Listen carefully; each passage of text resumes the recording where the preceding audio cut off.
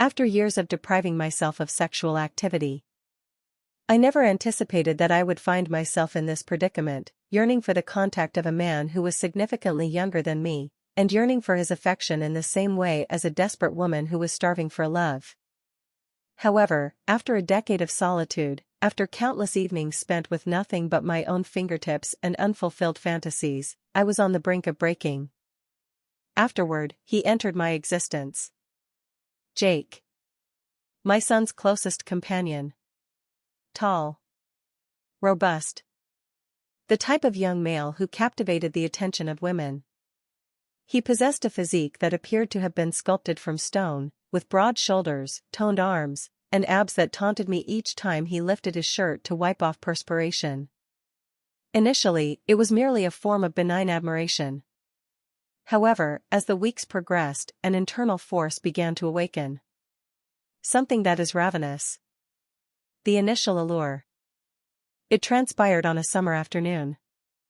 Jake was left alone in our residence while my son was away on a weekend excursion.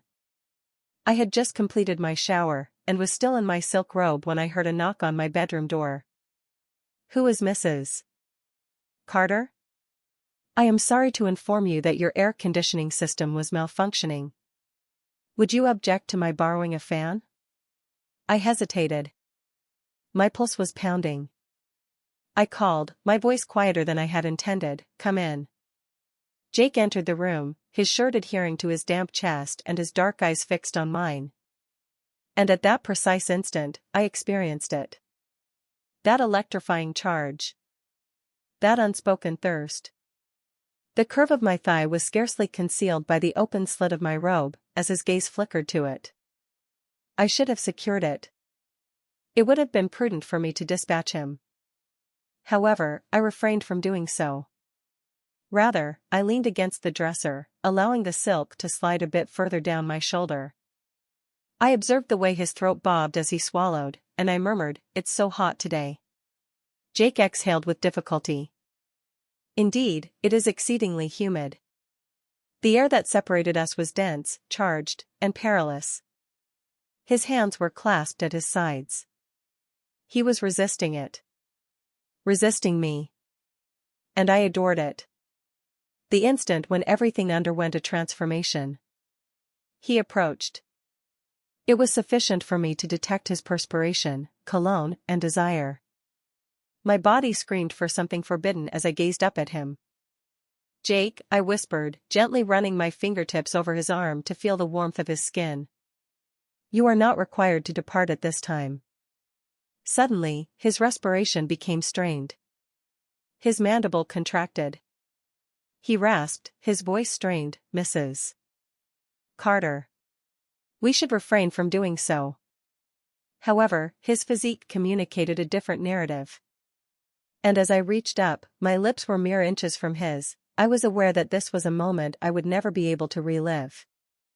The situation is about to become even more intensified. Point of no return. Jake's chest rose and fell as if he were engaged in an internal conflict, and his respiration was labored. His fingertips twitched as if he wanted to touch me, but he refrained. "Mrs. Carter," his voice was hoarse. I was ecstatic about that hesitation. I drew closer, allowing my silk robe to fall further, revealing the smooth curve of my bare shoulder. "Say my name," I murmured, my lips hovering perilously close to his. His mandible was clenched. His irises were dark, ablaze with heat, and brimming with hunger. "Lisa," he finally exhaled. That concluded the matter. That was the moment. As I reached up, I felt the tension beneath my touch as my fingertips glided along the firm ridges of his stomach. His body was aflame. He inhaled sharply, his muscles contracting beneath my fingertips. As I traced a slow, teasing line down his chest, his words were stuck in his throat. "Jake," I murmured, cocking my head. "Would you like this?"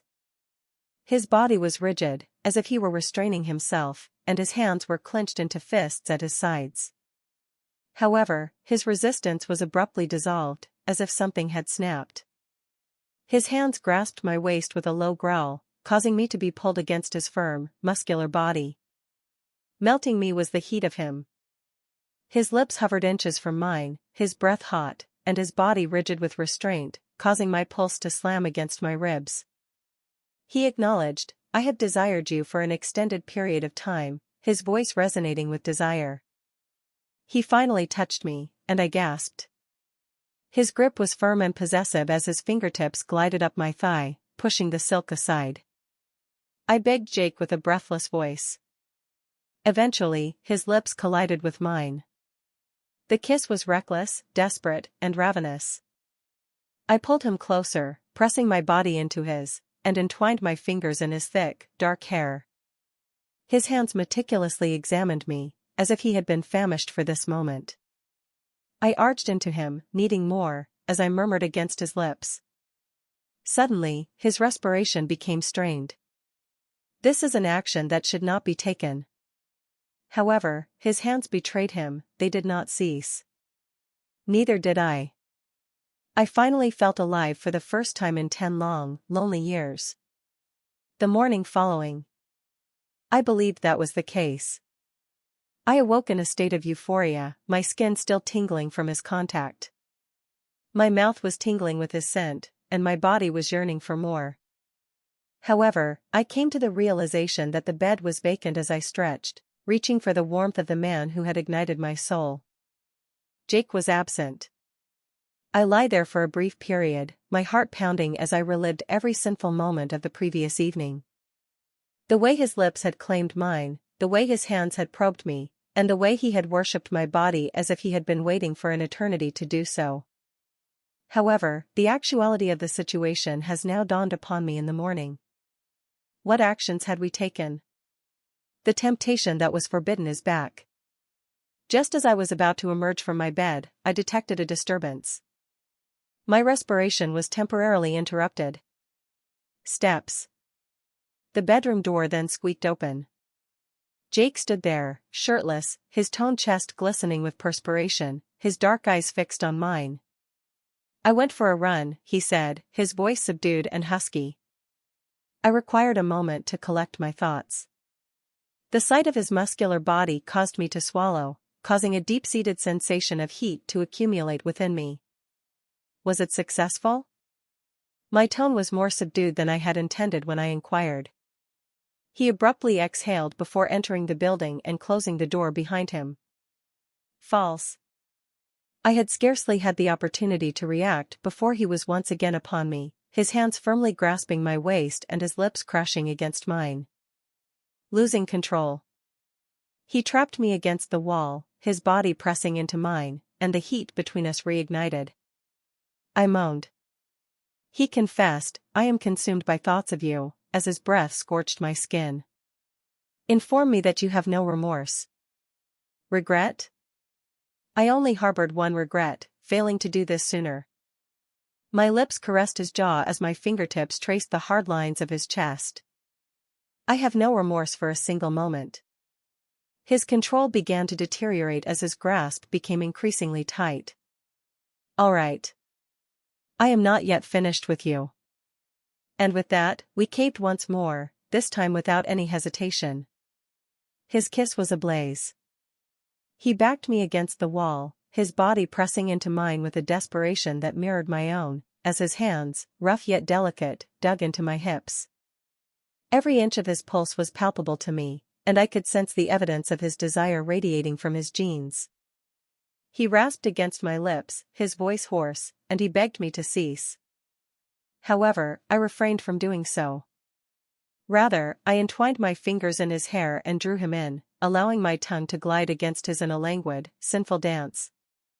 I felt a tingle down my spine as his groan reverberated through me. Lisa, his utterance of my name was both a supplication and a curse. I led him to my bedroom, my heart pounding loudly in my ears. His hands were all over, peeling away my clothes and tracing the curves I had been too ashamed to let anyone else admire, the instant the door closed behind us. However, Jake? He adored me. You are incredibly attractive, asterisk. He exhaled, his mouth extending down my neck and descending to my clavicle. I shrieked as he sucked me into his mouth, causing my back to arch off the bed. His tongue was unyielding, taunting, and destructive in a manner that my ex-husband was incapable of. Jake, my fingers gripped the linens as I choked out. He refused to relent. Not until I was quivering, pleading, and my thighs were trembling around his shoulders. Then, with a wicked smirk, he finally provided me with what I needed, filling me so completely and perfectly that I sobbed his name into the darkness. The bed creaked beneath us as we moved together, frenzied and feverish. Every thrust was a confession, and every moan was a transgression. I knew when I was torn apart beneath him and when he followed me over the edge with a moan. There was no turning back. Speech balloon. What do you anticipate will occur next? Will their secret be revealed? Is it possible for them to maintain their distance from one another? Alternatively, will they be torn apart by remorse? Please provide your predictions in the comments section. In addition, please remember to subscribe, like, and enable notifications to receive additional immoral stories. The intensity of forbidden love has never been so high. 1 year later. The letter was delivered on Tuesday. To whom it may concern, we regret to inform you that your son, Daniel, has formally withdrawn assent for any contact. It was unnecessary for me to conclude my perusing. The embossed university letter had sufficiently conveyed its message. My fingers trembled as I placed the paper on the kitchen counter, the same counter where Jake had first kissed me, where we had crossed a line that could never be undone. My shoulder was gently touched by a warm hand. Greetings. In the present moment, Jake's voice was more resonant and solid. During these months of theft, the child I had fallen for had matured into a man. Are you feeling well? I embraced him, inhaling his recognizable fragrance of wood smoke and the inexpensive cologne he was unable to abandon. Jake attended a different educational institution throughout the nation. As a result of our actions, sitting between us was the truth, which was like a third individual in the room. Jake's arms encircled me. I am aware. This is a flashback, 3 months after the first night. I am absolutely repulsed by you. Daniel's voice had faltered as if he were 15 again, rather than 19. The duffel bag that was situated at his feet was already packed. Is my closest friend? Mother, are you being sincere? I had reached for him. It was not intended. Was the effort worthwhile? His eyes, those of my ex-husband, were ablaze with betrayal. Was he an asterisk? Present day ***. Jake placed his forehead against mine. We have the option to contact you. Attempt the task once more. I conducted research on the individual who had both destroyed and rebuilt me. The laughter lines that encircled his eyes from our clandestine getaways at the lake. The scar on his clavicle that resulted from our reckless behavior in the kitchen. The manner in which he continued to regard me as though I had suspended the moon, despite the fact that I was the antagonist in this narrative. His jaw was traced as I whispered, "No. There are certain fires that are too intense to be extinguished." The doorbell sounded. Jake averted his gaze. Is there someone you anticipate? I was not. Nevertheless, upon opening the door, the past appeared on my veranda, dressed in a wrinkled suit and holding a bouquet of wilting daisies. These flowers were the same ones he had brought on our first date 22 years ago. Greetings, Lisa. The smile of my ex-husband was uncertain. A moving van was stationary at the curb in his wake.